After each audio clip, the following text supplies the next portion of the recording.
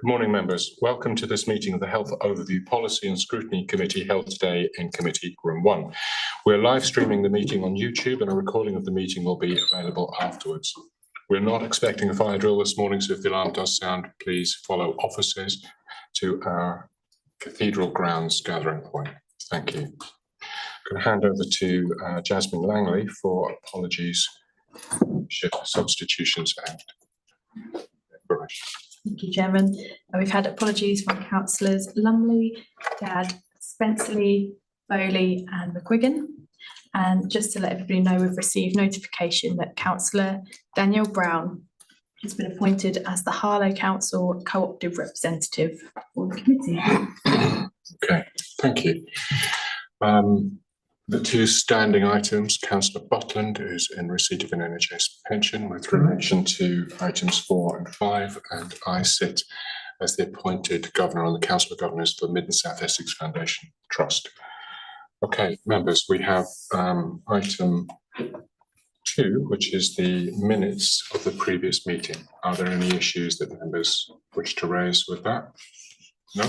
Do I have members' permission to sign those off? Thank you. Thanks very much.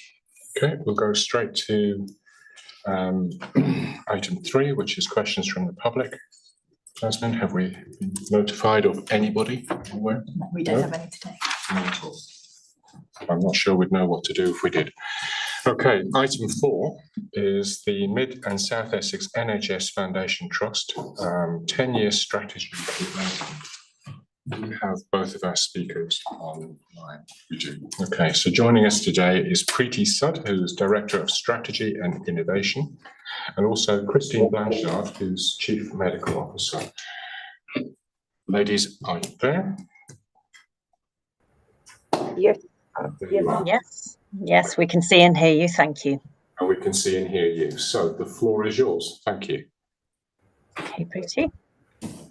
Thank you, Chair. And firstly, I would like to thank the committee for giving us time on the agenda to discuss this development piece in Mid and South Essex. I'm Preeti Sud, I'm the Director of Strategy and Innovation. I will take the paper as read, but I wanted to give a short summary on why here, why now, why this item. Mid and South Essex Foundation Trust was formed from the merger of 3 district general hospitals. We merged on 1st of April 2020, which was, as you would guess from the date, the week 3 of the crisis, impending crisis. When we merged, we were not able to dedicate time to thinking about a long-term strategy for a very large acute provider, Mid and South Essex. However, when we came out of the second wave of COVID in early 2021, our board agreed that we will look at short-term priorities to help the system, the ecosystem, the environment around us settle. So we agreed 3 strategic goals for a period of 3 years. They ran from 2022 to 2025. So earlier this year, now that we have a more settled ecosystem, we have more clarity on national policies and direction of travel. The board decided earlier this year that we will start looking at a longer term strategy for Mid and South Essex Foundation Trust. We started a piece to develop the 10-year strategy. We are still in the development phase for the strategy. Earlier this year, we started looking at reports from various health and care organizations to conduct a baseline review. One of the principles that we agreed right at the start was this was not new information. This was information that we already had. So we worked alongside partners to ensure that we were learning from the engagement that was already ongoing rather than doing new engagement for the same purpose. We also know that last year, Mid and South Essex ICB published their year system strategy. So all of that is also relevant for us. So we started this process. What you have in the paper are the high-level priority areas that have been identified through the baseline review. So we used reports, documents, evidence, quantitative and qualitative analysis to arrive at key critical questions that our board needed to consider in the development of our 10-year ambitions. And what has come out of that conversation are these 4 areas where we will start to develop the what. So what you see are very high-level themes or priorities that have come up. Very mindful that it talks about communities rather than patients or service users, because and that came out from the baseline review where we heard our staff, our external partners, communities and patient groups talk, and the message was clear that as the largest acute provider, we have to not only focus on service users who enter through our doors, but look at the wider determinants of health as well. So one of the priorities, as you can see, is about communities and how do we make lived experience a strategic priority. So the what on that is now being developed.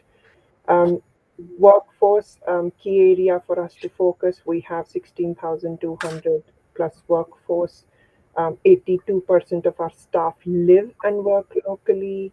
In any given room, you will at least have a couple of members of community who would either themselves be working in the hospital or in affiliated roles or know somebody. So we have to think more holistically about our staff. When we merged, we were not able to dedicate a lot of time towards culture development. So the focus for the 10-year strategy is around culture. The third priority areas is around our services, and we receive regular reports about how we are performing. This is about ensuring that our services are not only high performing, but also we are able to dedicate the resources in the hospital to be able to deliver such services sustainably, but also our role as key partner in the system. So ensuring that we're looking at holistic resources and sustainable services in the long term. And the fourth priority is around partnerships and collaborations. And this is about us thinking a bit more strategically about some of these partnerships. So instead of, for example, MSEFT and the Mental Health Trust EPUT looking at research and development partnerships separately, can we do it holistically together? We're also, what we heard from our staff was also this inter-site, because we still have 3 main sites. So how do we help collaborate more internally, but also with the alliances or the place-based partnerships between the local site and the local alliances.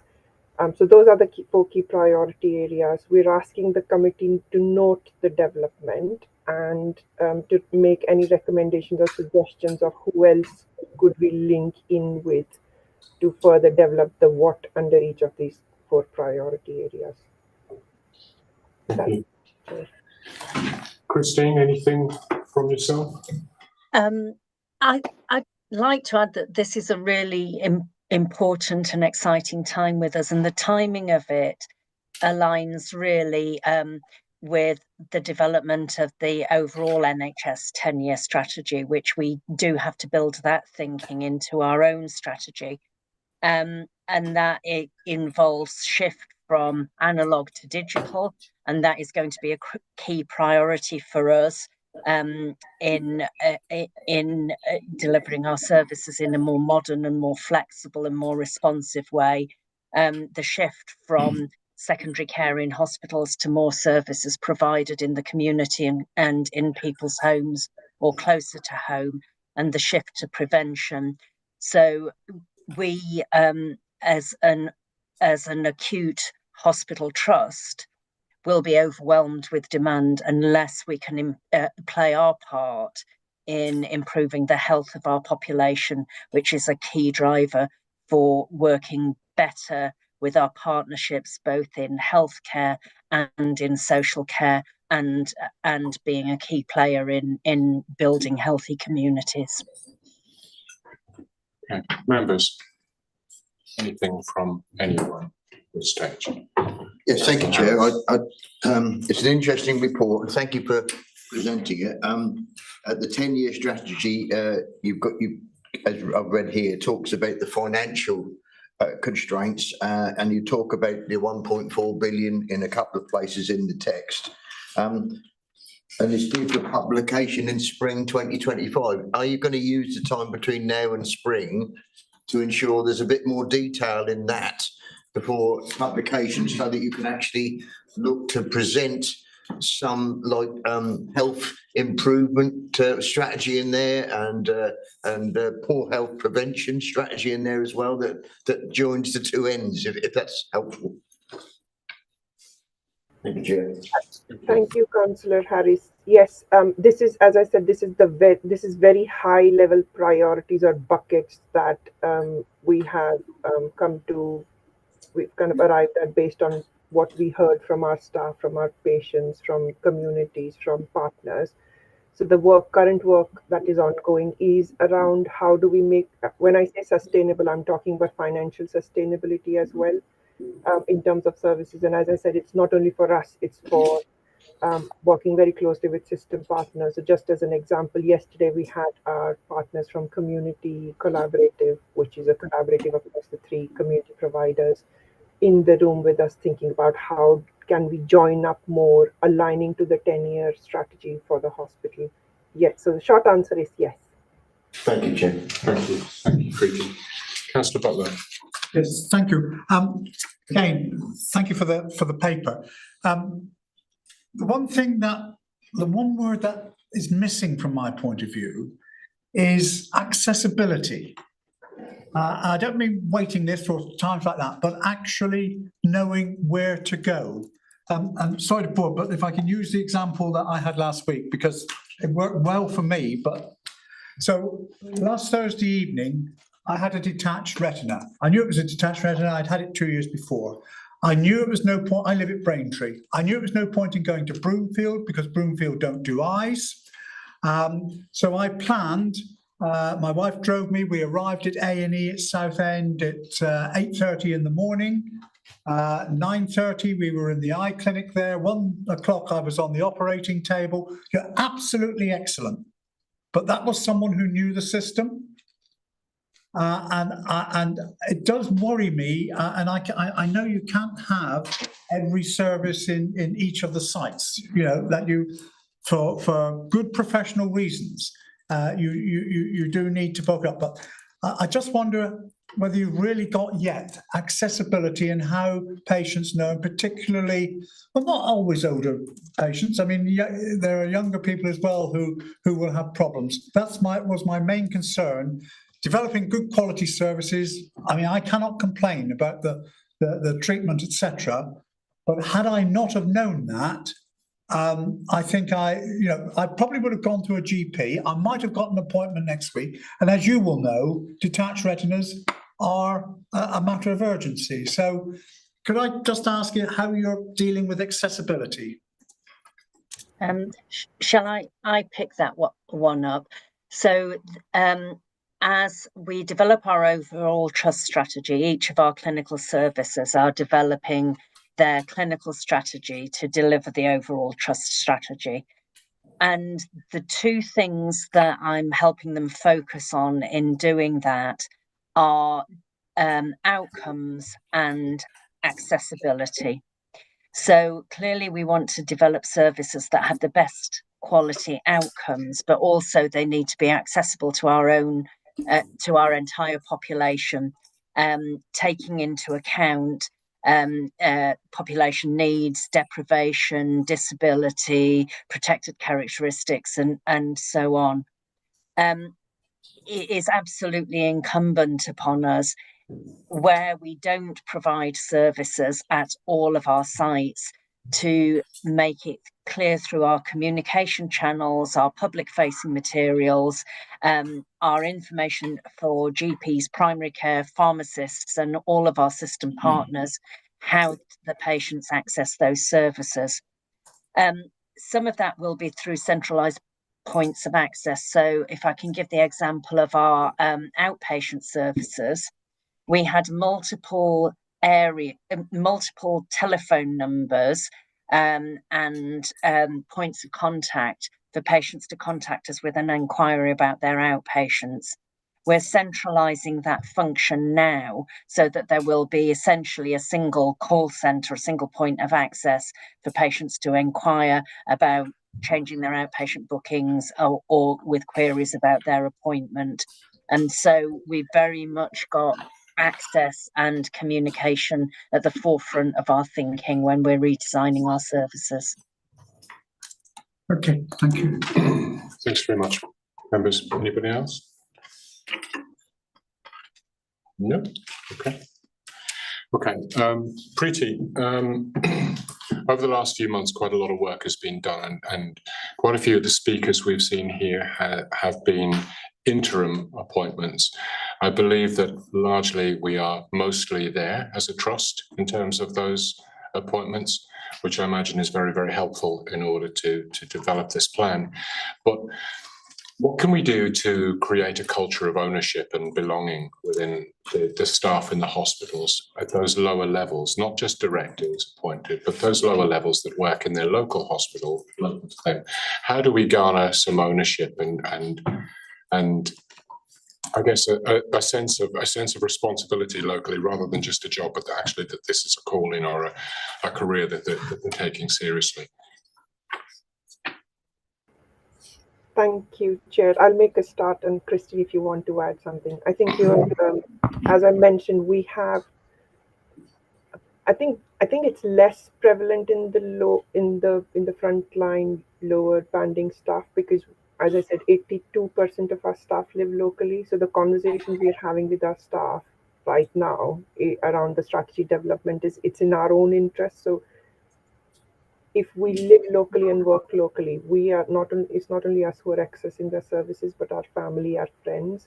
So I think that's kind of the point, so to say, when we talk to our staff in corridors, in foyers around the 10-year strategy, because you can imagine if you're a healthcare assistant or a junior nurse, you feel like you don't have a point to make for 10 years. So the way we are engaging them to kind of help them own the strategy as well and be able to contribute is by saying that we, as I said, 82% of us live locally. So it's in our own interest, because if we contribute now, that will help us get the right services in the future. And as I mentioned, I think for us, there is a piece around the recognition, not only that I work in Broomfield Hospital as an example, but the recognition that I have the support of a larger organization. So Mid and South Essex, we are one of the top 10 acute trusts in the country, and we need to be able to, as staff members, exploit that strength that comes with being such a large organization. So that's ongoing. And I think it's, as you rightly mentioned, interim staffers. We now have appointed managing directors who will start over January and February across the 3 sites. And I know Matthew and the exec team is focusing on ensuring that we have long-term appointments going forward as well.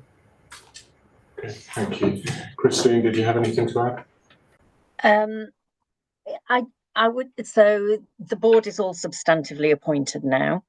And I think one of the things that we are acutely conscious of is that, following on from the merger, a lot of staff didn't feel as if they knew where they belonged in the organisation, that they didn't know where to go to get something done. They didn't know where to go to if they wanted to make changes or improvements in their service. And if we were it's the thing about putting a man on the moon, isn't it? If you're a janitor, you're contributing to putting a man on the moon. We've now restructured our organisation to make it very clear that people at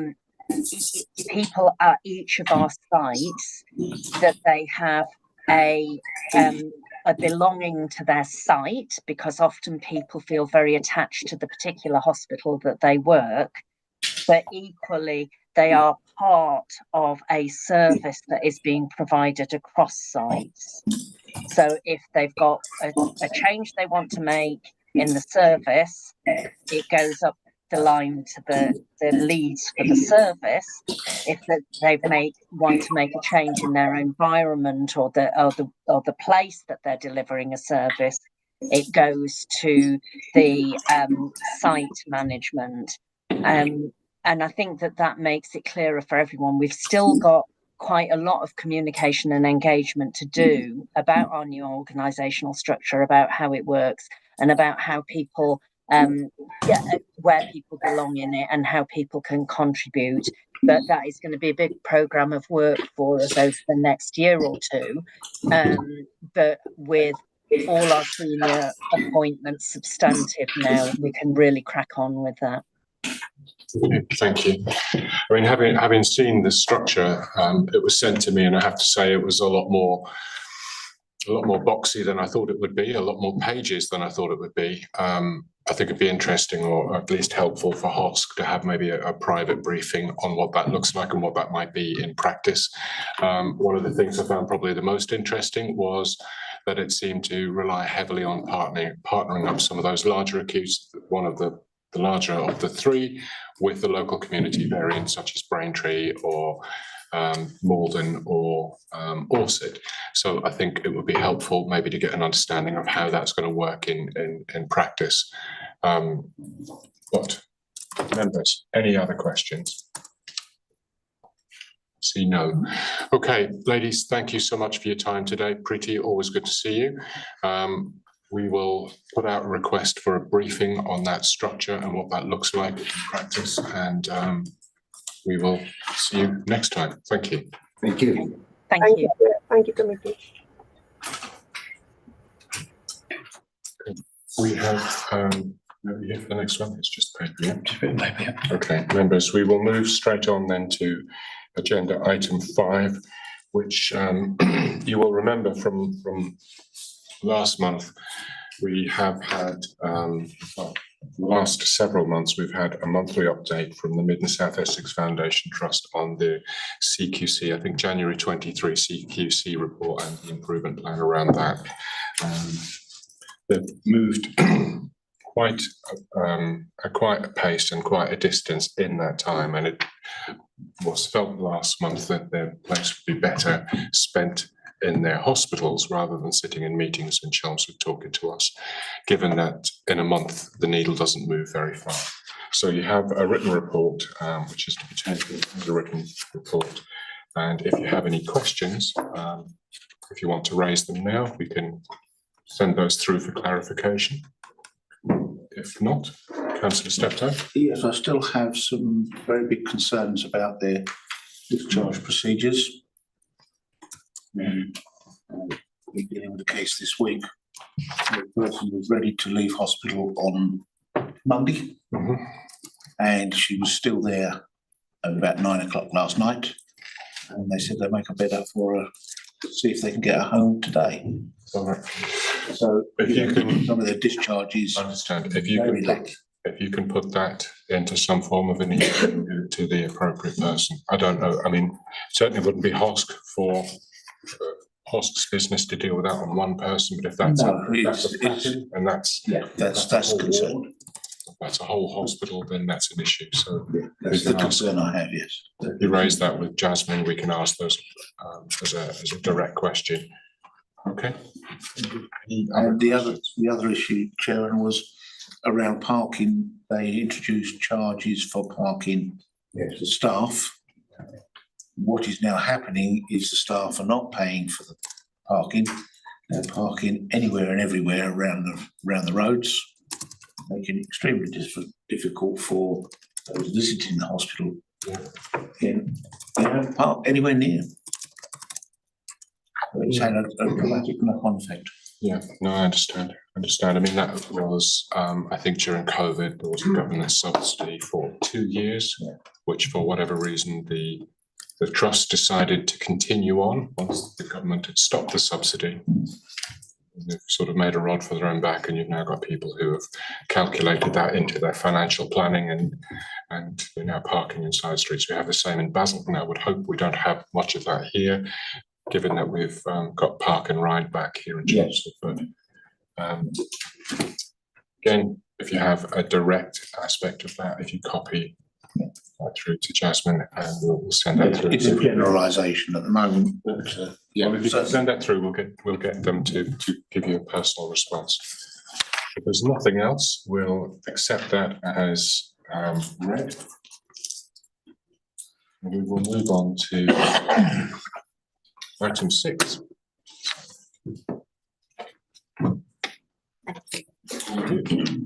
Well covered. Just wait for us to get staff seated.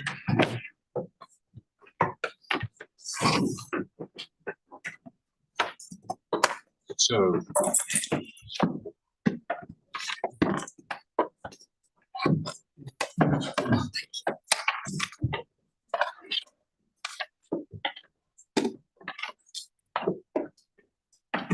Morning, everybody. So let me just introduce you all. So item 6, members, is the Essex Partnership University Trust. And joining us today is not Paul Scott. Hi, my name is Nigel Leonard. Nigel Leonard. I'm one of the executives. We also have Alex Green, Deputy Chief Executive and Executive Chief Operating Officer, and Anne Sheridan, Chief Nurse. So the floor is yours. Have your report.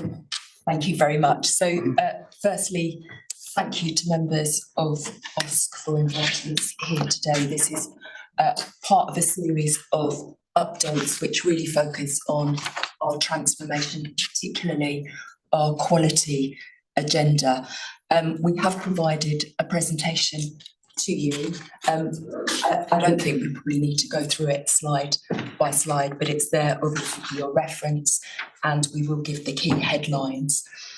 A very brief introduction to our services. We provide mental health, community health services and learning disability services across the Greater Essex geography.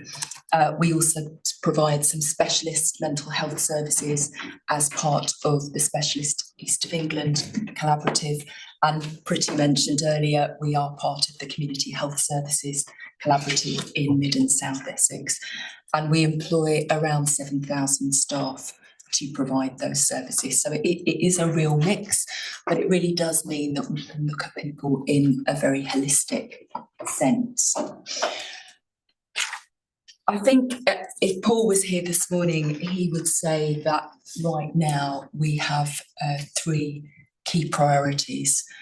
The first being serving the Lampard inquiry well, so that families can get the answers they so fully deserve. Secondly, that we maintain our services in the present and we maintain the confidence of those that use our services and our staff.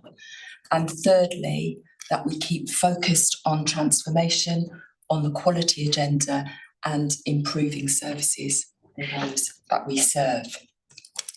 I'm going to ask Nigel at this point to update members on the inquiry. Thanks very much, Alex. Good morning, colleagues.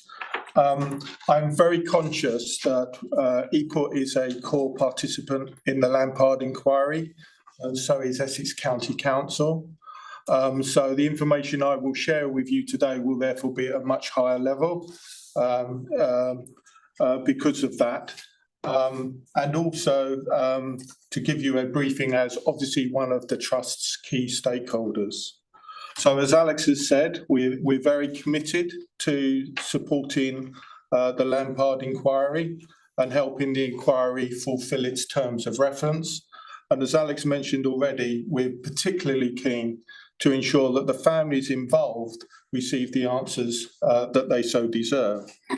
So the approach that the board has taken since day one, and even as part of the preceding independent inquiry, is to be transparent and cooperate fully with utmost candour where we can on all of the issues that have taken place over the last 24 years, which is the period, as colleagues will be aware, that's covered by the Lampard inquiry through to December 2023. You will be aware as a core participant that the first set of hearings have been held, and obviously as a key core participant, we have made an opening statement to the Lampard inquiry, and that is a matter of public record. I think the key issue that we would like to give assurance to HOSC on is that we have a dedicated team now in place to support the inquiry. That's been in place for a couple of years. I am the senior responsible officer and support therefore Paul Scott in the delivery of the information that the Lampard inquiry require. We have also made a significant financial provision to ensure that we have appropriate resources to meet the needs of the Lampard inquiry. And we are very confident in our ability to actually achieve that. But we're being mindful that it does not or limits the impact it will have on the transformational programme that you are about to hear. We have a range of independent support in place for our patients and also for families should they wish to receive it.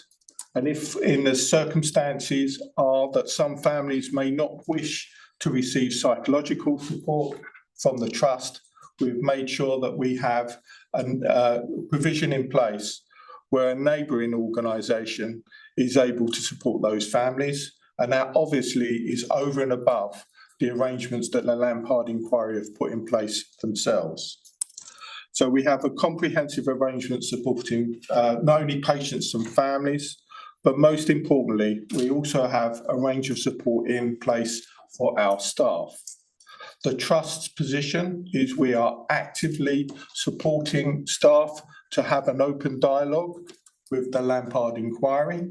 We've made that very clear with Baroness Lampard and her team, and we take that opportunity within all of our communications with our staff to actually promote that. So there is psychological, if needed, legal support and also pastoral support for staff in place. And we've got sufficient resource, we believe, so that if there is a time commitment for those staff, that services will not be affected. Thank you very much. Thank you.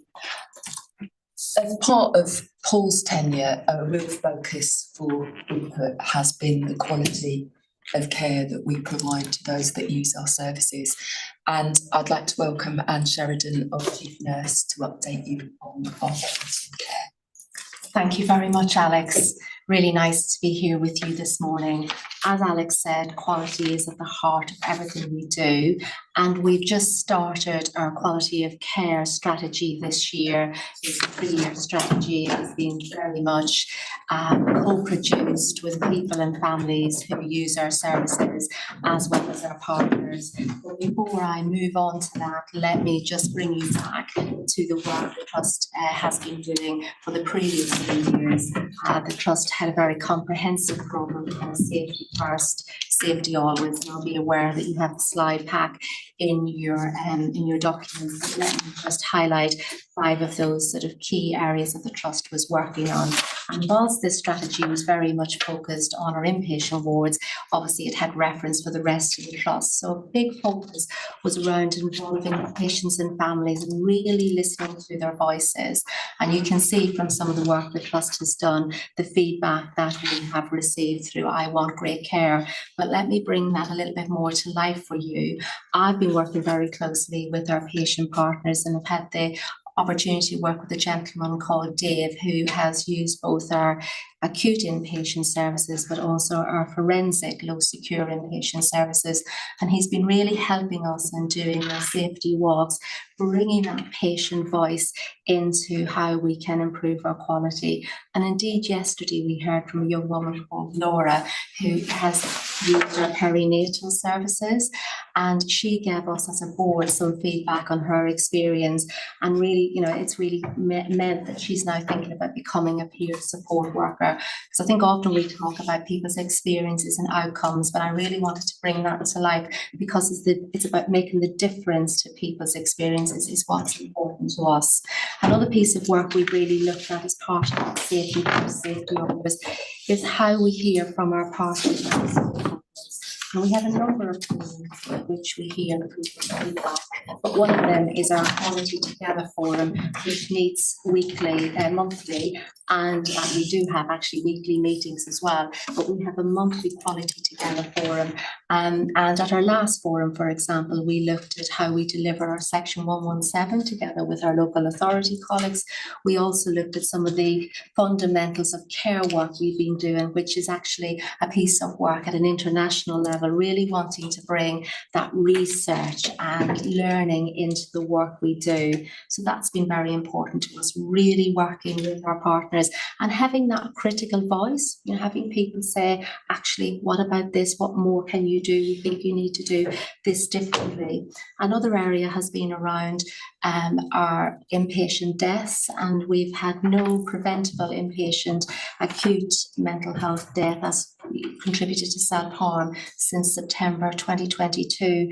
And the Trust has put a lot of work into around its estates, removing our fixed ligatures, but also working with people around other methods that people may wish to self-harm. So lots of work around our activities, and we know that with good quality activities on inpatient wards, that reduces often people's where people are feeling distressed, that can be redirected in a more effective way. We've also seen a reduction in our investigations of serious patient incidents. So we were an early adopter of our patient safety incident service called the PSERF.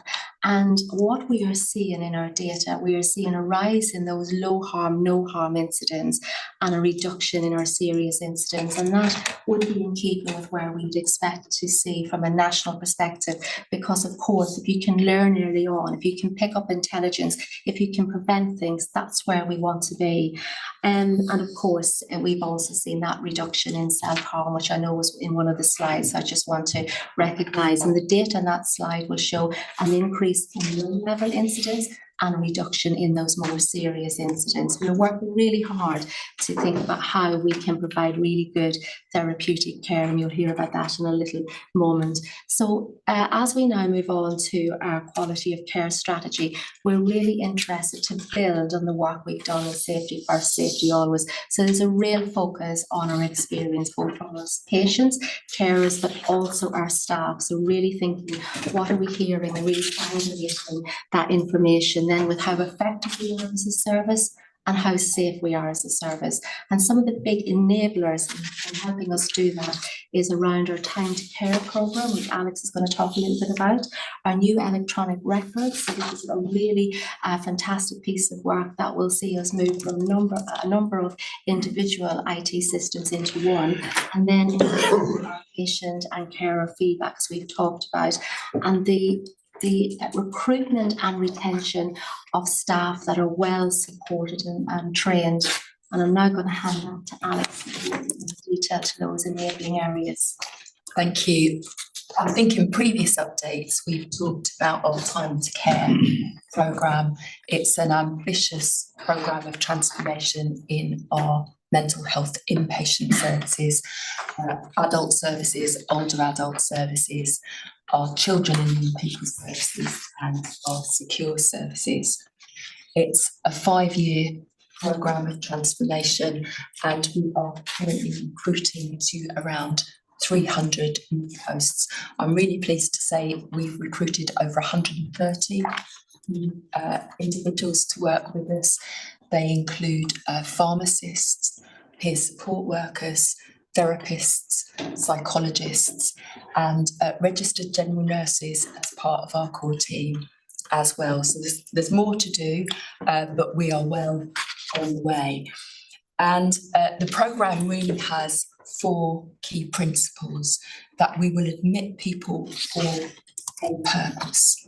So when they're admitted to inpatient mental health care, we are really, really clear about the benefits that an inpatient admission will bring.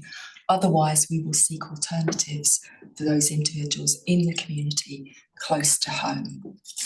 That we will focus on therapeutic recovery and support, and that every day of admission matters. That our care will be trauma informed throughout, and that we will focus on discharge from the point of admission. So we've got an ambition to drive our length of stay down to around 34 days within that.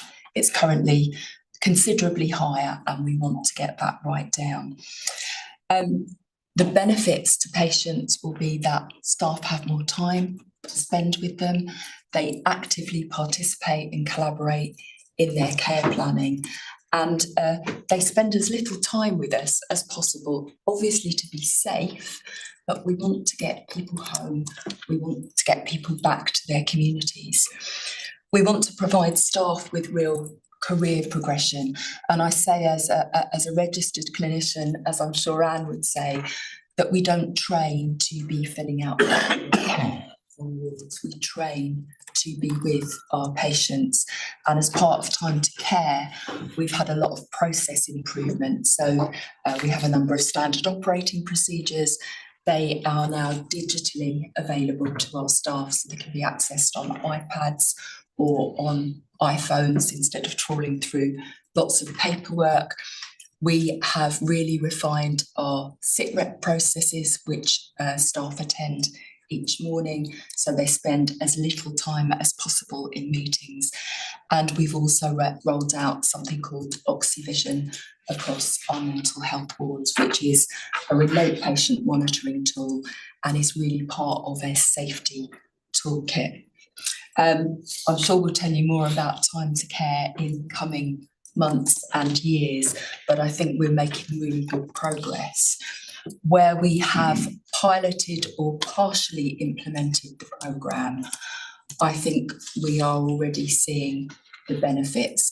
And when you walk onto those wards that have some of the new roles, you can see the difference. I guess another core part of Time to Care and our transformation generally is listening to patients and families in a very meaningful way and co-designing and co-producing our services with them.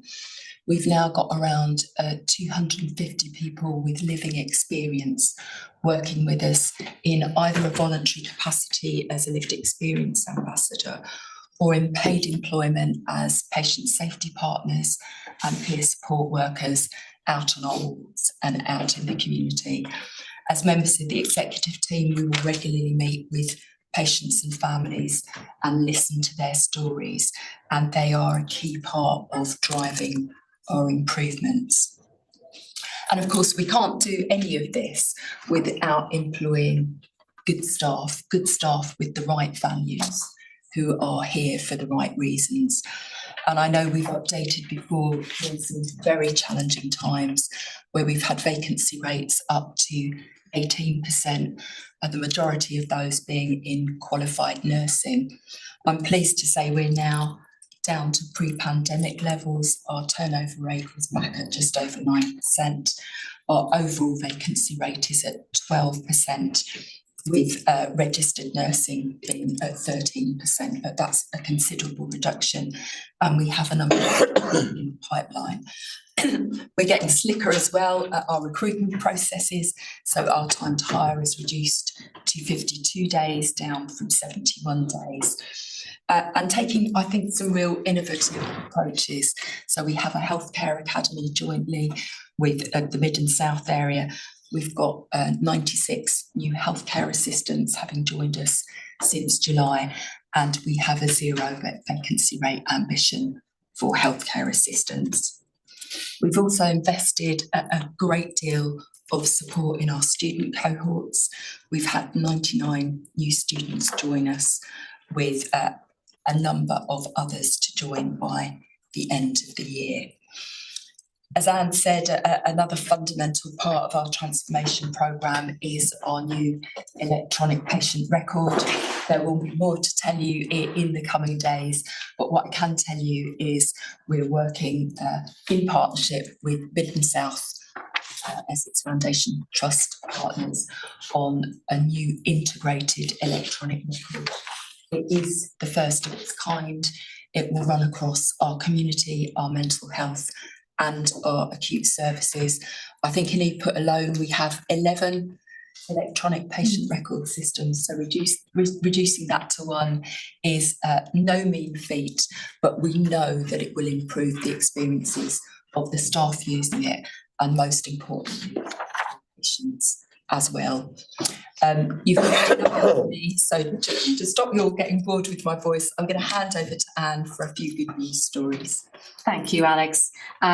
You will see from some of the work we've been doing a real focus around career events with our schools and with our students, and really helping people see mental health in a much more mainstreamed way, and really introducing that much earlier in people's lives, not only helping people understand mental health, but also thinking about people's own mental health.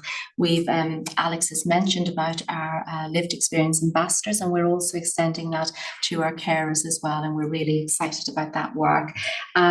We have our mental health joint response vehicle that saw over 1,000 people. We've been doing work around our housing intervention programme with our Thurrock complex housing colleagues, and then our staff have been nominated and won a number of awards. I'm just going to pick out a few. I mentioned our perinatal service, which is really very well recognised and was a finalist in the Health Service Journal. Our crisis service in Basildon, so our sort of mental health A&E in Basildon, certainly one of the few, certainly regionally, and sort of being able to see people much quicker, and obviously taking people out of A&E much quicker. That has been recognised for the fantastic work that service has been doing. And then some of our individual staff. So just last week, one of our senior nurses from a nursing award was identified as the National Diversity and Inclusion Champion, and EPID was seen as top inclusion and diversity employers. And of course, that's really important because part of our recruitment and retention strategy has seen a number of international nurses and indeed other colleagues join our trust as well. And we want to ensure that those people feel welcomed and that they want to stay. So being an inclusive employer is really important to us. And I'll stop there. Thank you. We of course welcome any questions from members. Thank you. Thank you all for your presentation and the very detailed report. I'm going to go to Councillor Steptoe because I know he mentioned earlier a question around apprenticeships. Yes, thank you, Chairman. Obviously, apprenticeships is investment into people, but there is always a monetary cost to that. How do you your investment into those people in the long term? Having had apprentices myself, completely different business, it's always a worry. You get to the end of their apprenticeship and they disappear. Private sector, in your case, agencies and what have you. What do you put in place to secure their services once you've gone through all of that cost of training them and preparing them for the work that you want them to do? Shall I take this up, Alex, and you might want to add to it? So I think from a nursing perspective, a big piece of work we've been doing is around looking at those staff who currently work with us as healthcare assistants and supporting them on the apprentice role into nursing. And I guess they're already part of our workforce and is really helping their career progression. And that's been a really useful pathway, I feel, to actually building our nursing workforce. But we've also looked at other areas as well. We've looked at we work very closely with our universities and our schools in Essex and thinking of ways of actually talking through the different opportunities that a provider like us from a health perspective, but also in partnership with our local authority can offer, and then really identifying those people who feel they really would like to pursue a career. And what we've seen is that actually having those early conversations, identifying the right people, giving them the capacity and time and support. And Alex mentioned about the Healthcare Academy, which in many ways is really supporting the growth of an apprenticeship through people who want to enter into healthcare. We find that it really is paying dividend, and very few people leave. And if they do leave, they move to other healthcare providers. So we feel that actually we're providing that for the wider health and social care environment. Do you keep any data on the retentions? Yes, we do have data. Very happy to work with our human resource services and get you that. And then you'd be very welcome to come and have a further conversation with us. Councillor Steptoe, it's something that I think the executive feel extremely passionate about. I started life as an OT support worker and took, I guess, an apprenticeship type route. It was called in-service training then. And I will frequently talk to staff about my experiences. What was lovely is I was contacted by somebody who's about to become an apprentice OT the other day about a shadowing opportunity. So I think all of us are opening ourselves up to the experiences of staff and I guess sharing in the success of their journey as well. But we want people to stay for the right reasons. You know, we want the best. We want to provide those career opportunities within, and we want to give people a really good experience. If I was asked why I've stayed in Essex for so long, it's because I've had really, really good experiences in my employment, and I want to make sure that everybody else has those experiences. And I think that support is really important. That support in helping you develop your career. You know, as you just said, Alex, that person feeling able to contact you, having that conversation. It's often the support as well as the financial involvement that actually leads to the success in someone staying and continuing in their career. So if I may, just turning that slightly on its head, rather than to lose your apprentices into the private sector, do you offer the service to the private sector to train their staff? So conversing the situation? It's something we'll explore, I think. There's no reason why we shouldn't. We've got partnerships with the private sector. There is absolutely no reason that we can't be looking at that. So thank you. I'll take that back and we can have some conversation. Yeah, keep me posted.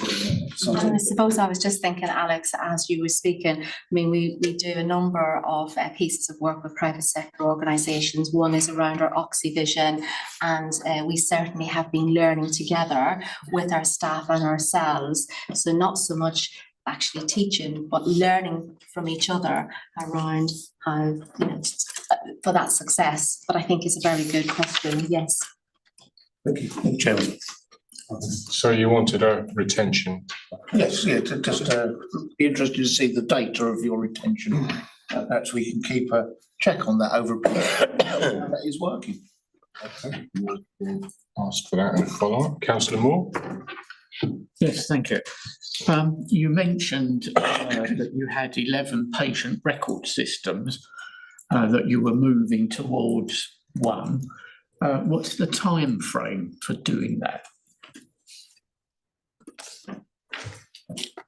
It's several years.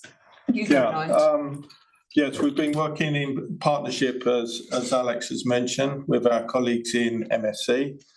For this unified system. The business case is completed. We've been working, there's been a project team working on that for quite a period of time.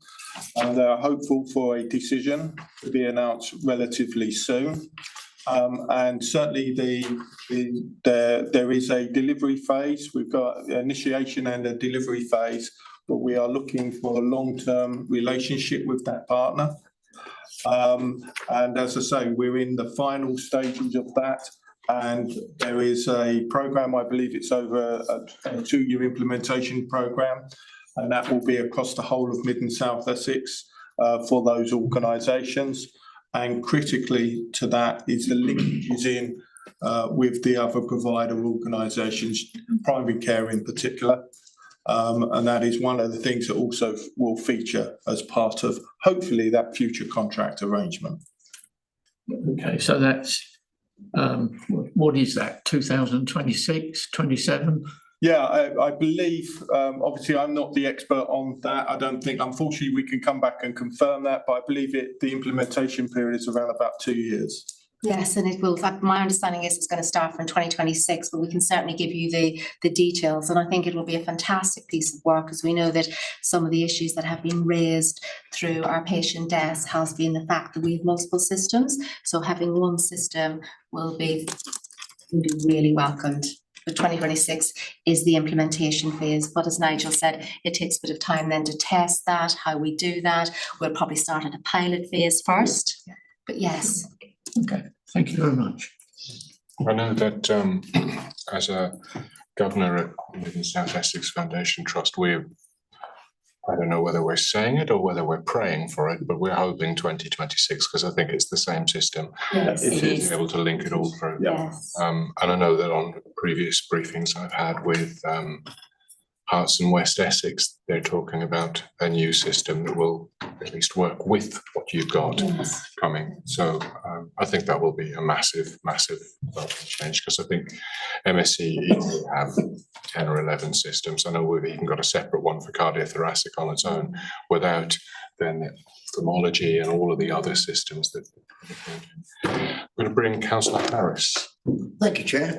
Yes, linked to the previous question, really, on retention rates. Now, you've got a variable estate, haven't you? That some are very, we've been round and seen the facilities in some cases and others not, but some are higher quality than others are fit for purpose, and I'm sure you've got aspirations to do across the board. But is there any evidence that you're seeing so far in retention rates? Is it easier to retain staff at certain bases than others? Is there some indication here that will help you decide where to invest, where to improve, where to upgrade, etc.? Yeah, I think generally it's been our coastal regions that have had the challenges with recruitment, and I think that is in keeping with other organisations. So certainly, Southend and the North East Essex kind of Jaywick area has been incredibly challenged.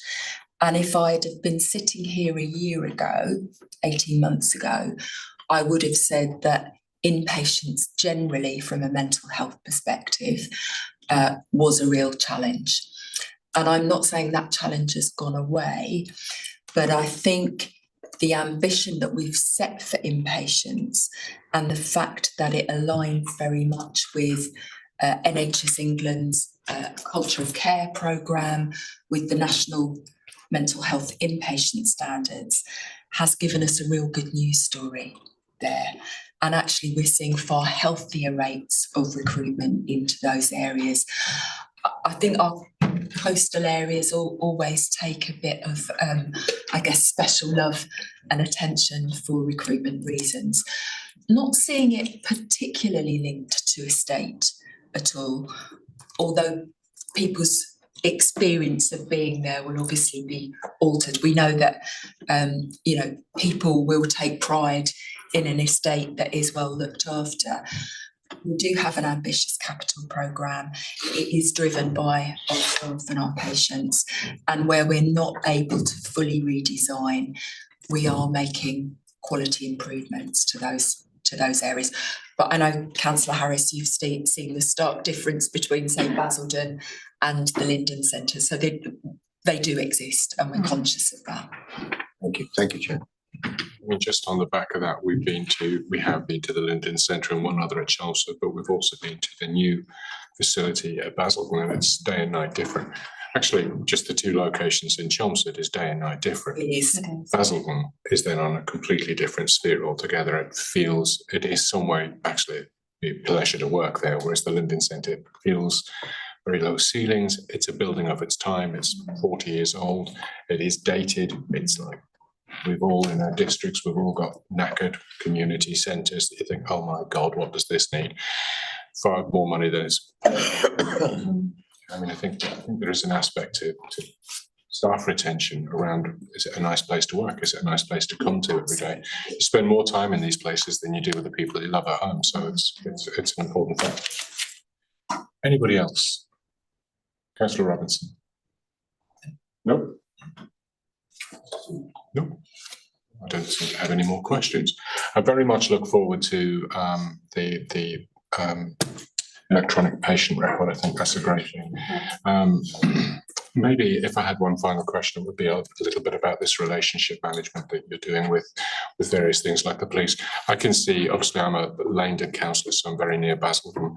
I can see the benefits of having the new centre at the top of the Basildon Hospital site. And from a local elected member point of view, one of the things that I get a lot from local charities is, oh my God, one of my patients or one of my clients has spent 5 hours in A&E with the police, neither of which are not, they're not intimidating, are they? They're quite an ordeal to be stood there with a police officer stood over you for 4 or 5 hours, or in a very busy A&E. So the idea that you have this self-referral and all of the other aspects is great. But how is that management going? That working relationship with the ambulance, with the police, with local safeguarding teams, with local councils? How is that working? I would say it's a robust partnership, and that colleagues will remember the right care, right person agenda that the police set out. I think Essex Police have taken a very pragmatic so there's been kind of no hard line about when that starts.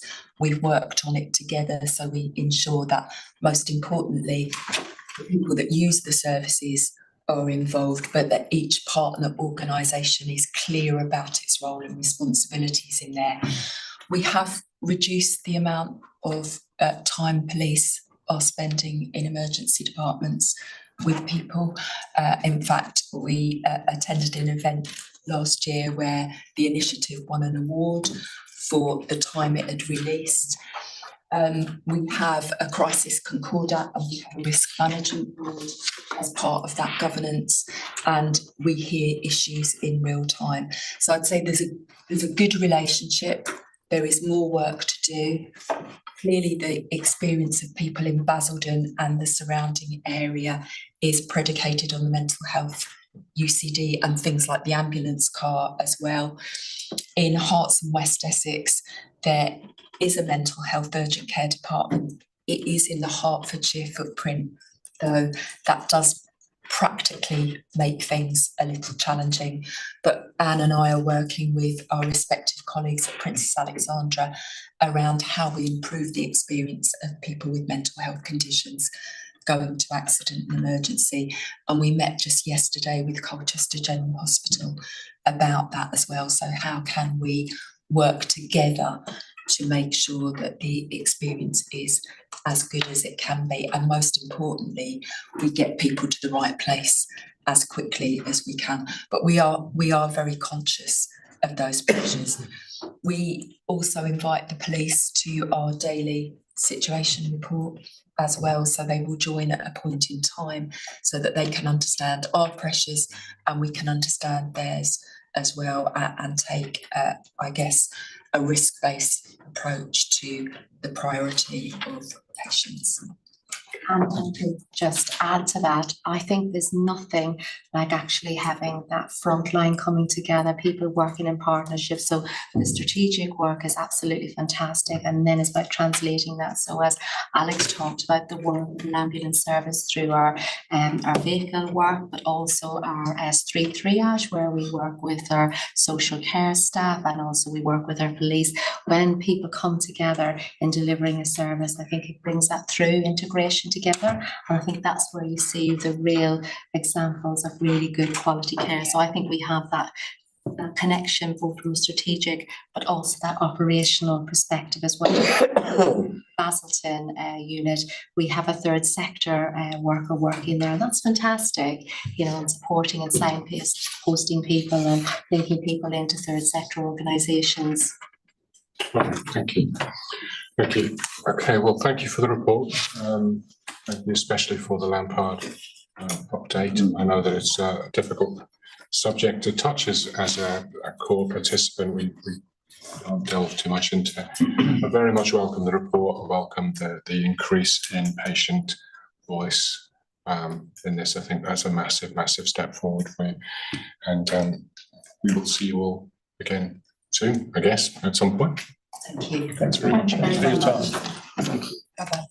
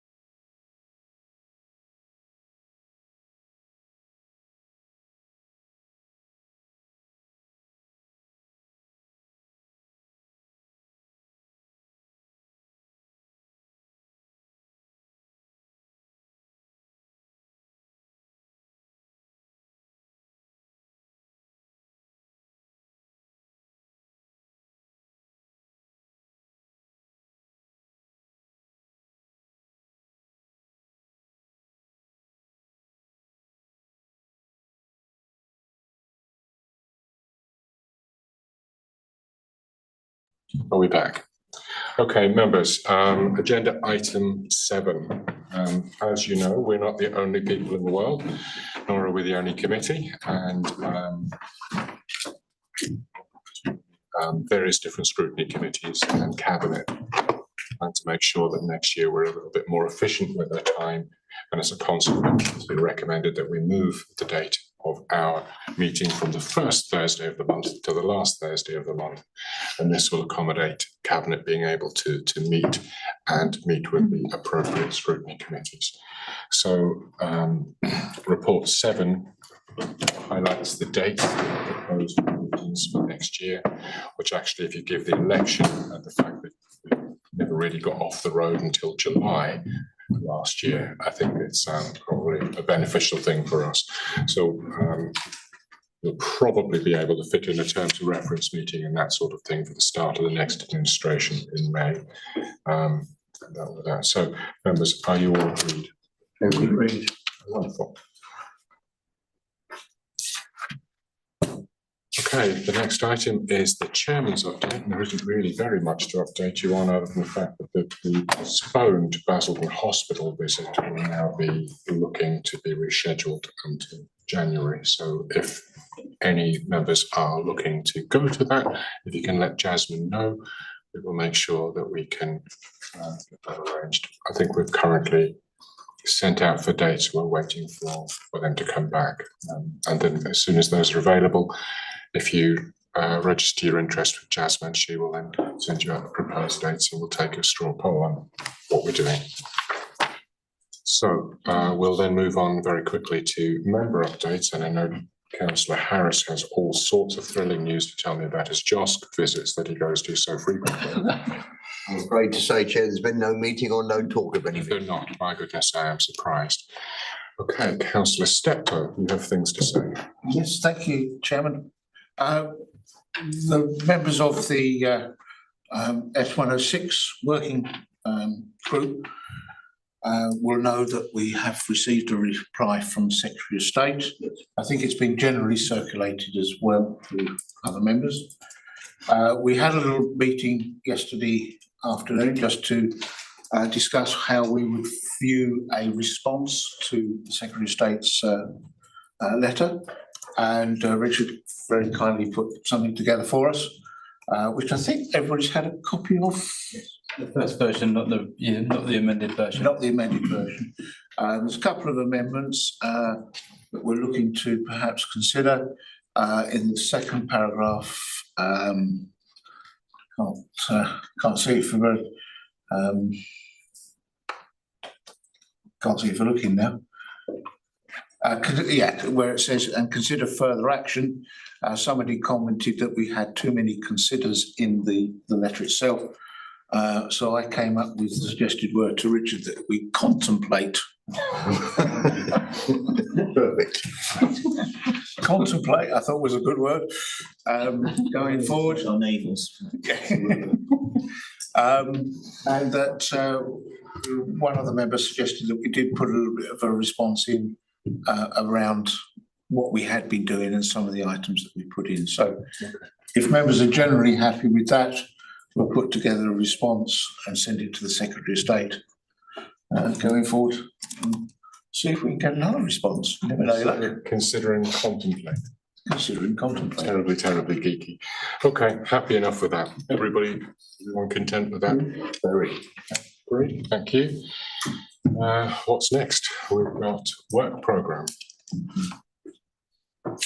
So in January we have the ICB financial position.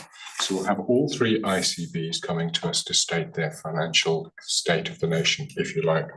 Councillor Harris, I understand you would like a little bit more detail to that. So we will, in the meantime, organise a pre-meet with them where we can set some sort of agenda. Bearing in mind that we've asked for this report based on the fact that 6 months from then, there will be a new administration, and what better way to kick off a new administration than to tell you just exactly how much money isn't in the pot. So it'll be an ideal opportunity for them to come back and give us a little bit of an update, but we'll get some meat on the bone in the meantime. Also in January, we'll have the Princess Alexandria Hospital update on where that is or isn't. And then going into February, we'll have the Colchester Hospital new facility update and dementia services. It looks like dementia services, but couldn't swear to it because I thought that was December, but that's what it is. Okay. Members okay with that? Can I ask a question? We get monthly updates from the trust, and we see them here quite a lot. We obviously most of your attention in the ICB at the next meeting, but we don't see them as often. We don't see the ICB or ICS as quite often. The reason we see they're the commissioners. They're the sort of. I understand that. The reason we see the Mid and South Essex Foundation Trust was it was an agreed action between myself and Matthew Hopkins, the chief executive, there that we would have a monthly update for the foreseeable based on the January 2023 CQC report and the improvement plan that came out of that.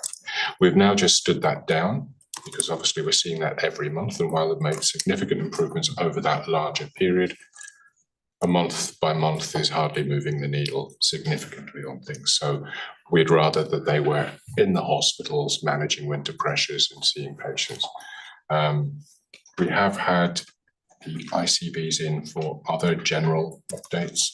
I get what you're saying about them being the commissioners, but so it has been Mid and South has been a bit of a challenging time. We've had more interims than we can shake a stick at. We've had a new chief executive at the hospital. We now have a new chief executive at the ICB as well. So it'll be an opportunity in the new year to set an agenda going forward for the administration, for the new administration May of next year. Anything else on work programme? Could I just make a point following up Stephen's point? When we see the ICBs, could we have the chairs in? Like the chief executives? You want to? I don't mind having the chief executives in, but the chairmen are directly appointed and should be accountable to the public. And we, there's a problem with the health service. The non-executives are almost invisible. And I think they should not be. They're not there doing it as a favour and favour. They're getting significant resource reward in the same way as we do as local councillors. And I think they've got to get used to being in the public eye. So I would very strongly argue that any ICB that comes here, if it's on a major issue, it should be the chairman of the board who is here before us. Well, I'm happy to ask for that, certainly. I don't think you're going to get much more major than their financial position at the moment. So we'll ask Mrs. Langley to arrange it, or at least request it. Thank you, Chairman. Any advance on that? Councillor Moore.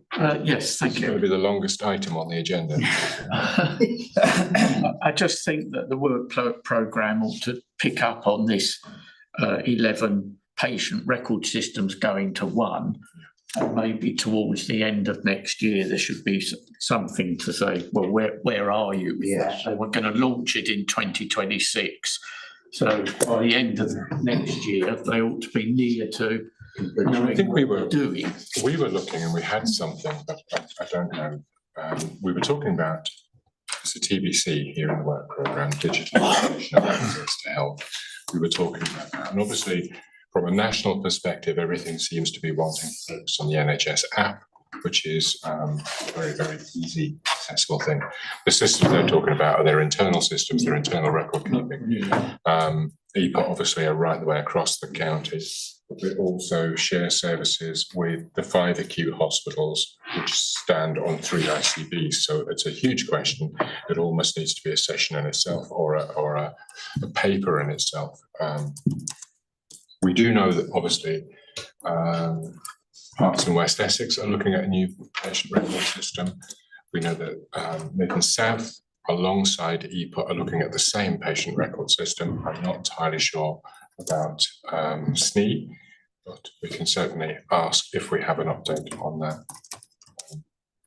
I know 2026 is pretty much the ambition time for that. Can I follow on from that? Because as you say, towards the end of the case, is digitalisation of access. I'm not sure if that was what was meant by the app, but there's also a broader issue about the digitally excluded. And I think as representing the public, we ought to be making sure that it tends to be older people, doesn't it? But you know, that what are we doing to make sure that, and that's a question for the ICS, not for the trust, is what are they doing to make sure that the digitally excluded have access?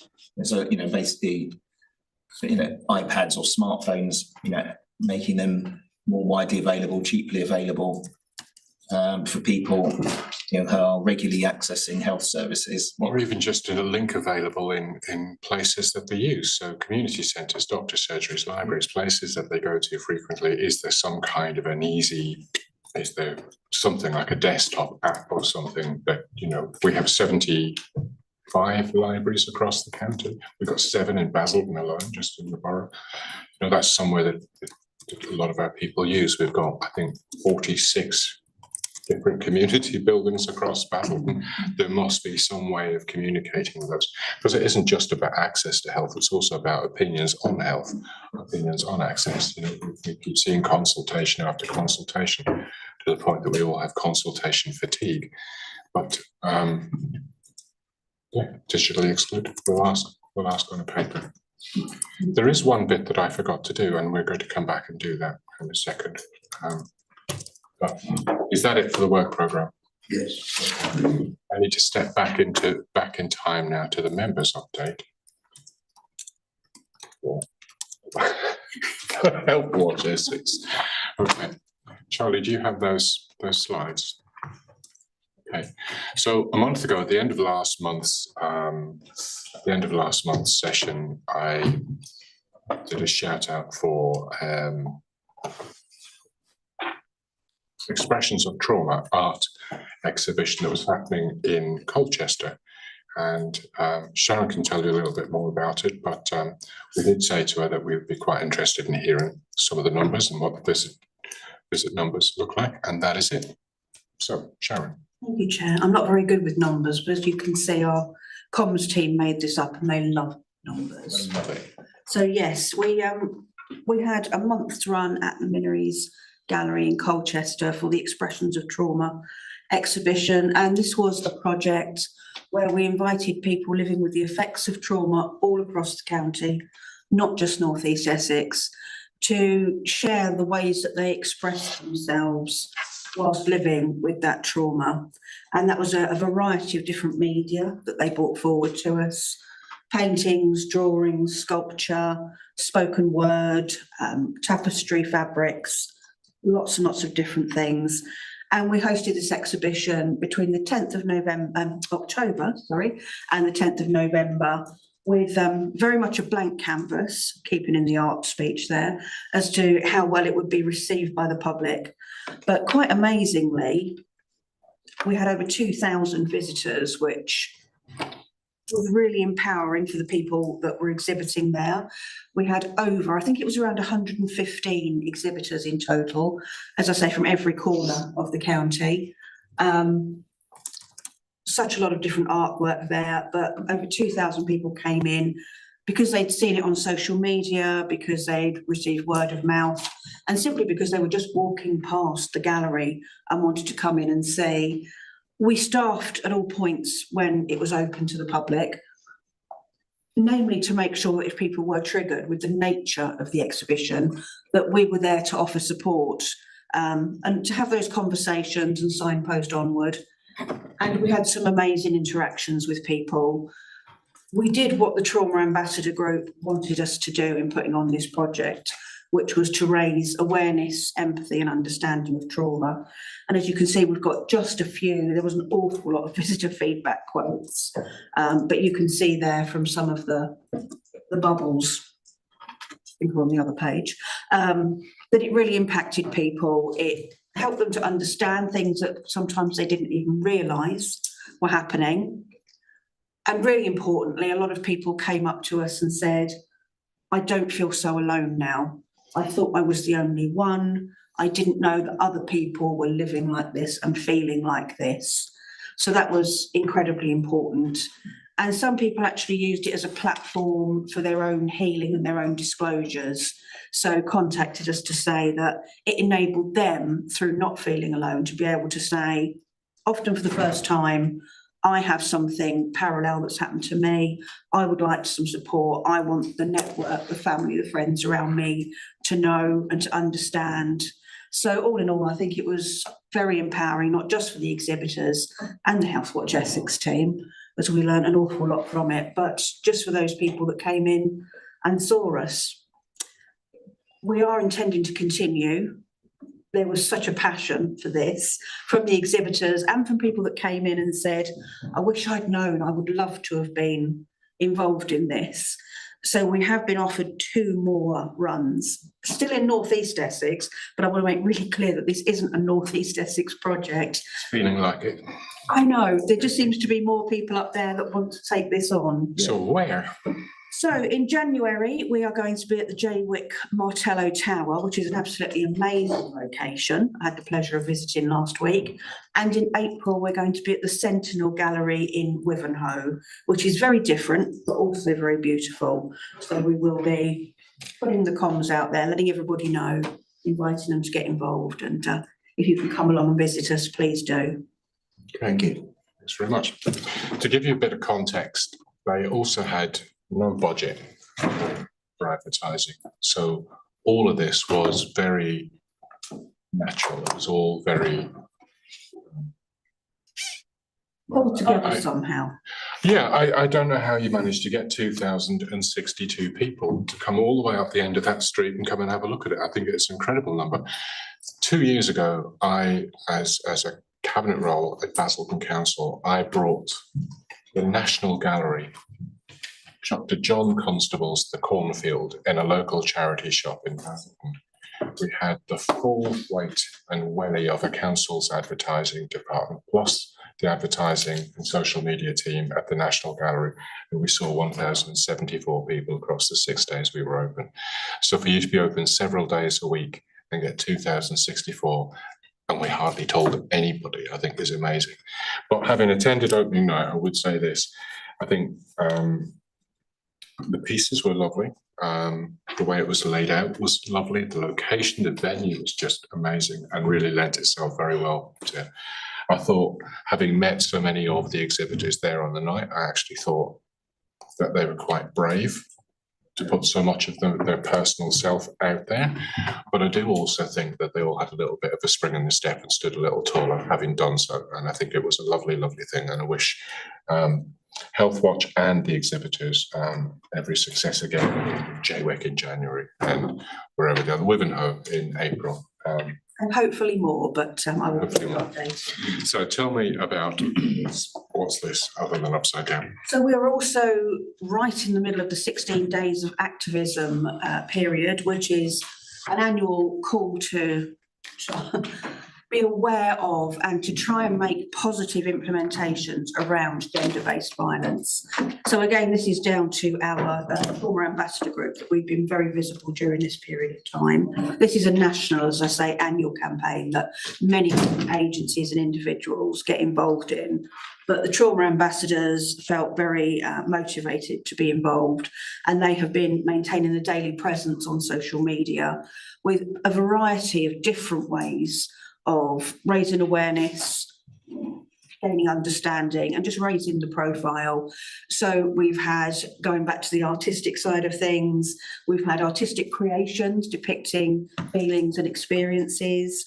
We've had podcasts coming out. We've had one around female genital mutilation and one today by one of our ambassadors about economic abuse. Blogs, and some of the ambassadors joined the Reclaim the Night March in Colchester at the weekend. So please do keep a lookout for those posts as well. So for those of you who don't know, it's White Ribbon. White Ribbon Day is the 25th, which was last Monday. It's followed by 16 days of activism. And for those that take the White Ribbon promise, is that they will never use, excuse, or remain silent about men's violence against women. Each year they have a theme, and this year the theme is "It starts with men."